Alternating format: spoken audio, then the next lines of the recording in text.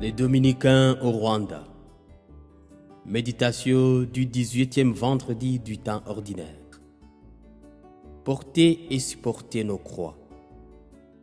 Sœurs et frères, lorsque nous nous sentons épuisés par la lourdeur et la dureté des croix de nos vies, il peut nous arriver de nous plaindre ou d'accuser Dieu d'être moins indulgent envers nous. Pourtant, dans l'évangile d'aujourd'hui, Jésus nous fait comprendre que nous devons accepter et porter nos croix afin de rester à sa suite et de sauver nos vies. Si quelqu'un veut marcher derrière moi, qu'il renonce à lui-même, qu'il prenne sa croix et qu'il me suive. Car celui qui veut sauver sa vie la perdra, mais qui perd sa vie à cause de moi la gardera.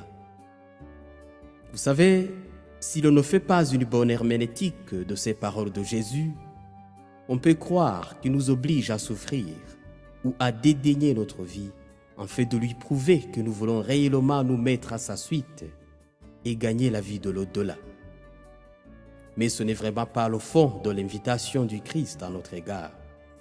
Toutefois, il faut garder à l'esprit que même si la souffrance n'est pas un but en soi, elle peut bien être la conséquence d'une véritable sequela Christi, tout comme elle est souvent le résultat d'une vie menée dans la logique opposée à celle d'un monde hostile à certaines valeurs intrinsèquement incorruptibles. Ainsi, porter sa croix pour mieux suivre le Christ n'est absolument pas une injonction à s'infliger de souffrances ou à mourir sur la croix comme le Christ, mais il s'agit plutôt d'accepter et d'endurer vertueusement les croix de nos vies.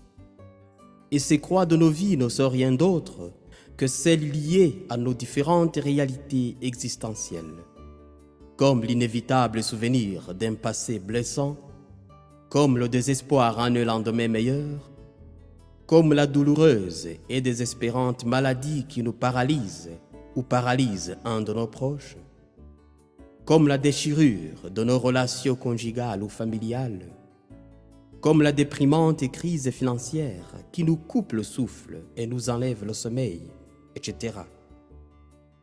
Toutes ces réalités existentielles peuvent être nos croix de vie qui nous mettent d'une manière ou d'une autre sur le chemin de notre calvaire. Et en nous invitant à porter et à supporter notre croix, le Christ nous rappelle simplement que s'il arrive que nous trébuchions sur le chemin de notre calvaire, s'il nous arrive de nous sentir trop alourdis par le poids de notre croix, il sera toujours là pour être notre Simon de Cyrène. Il sera toujours là pour nous aider à porter et à supporter notre croix.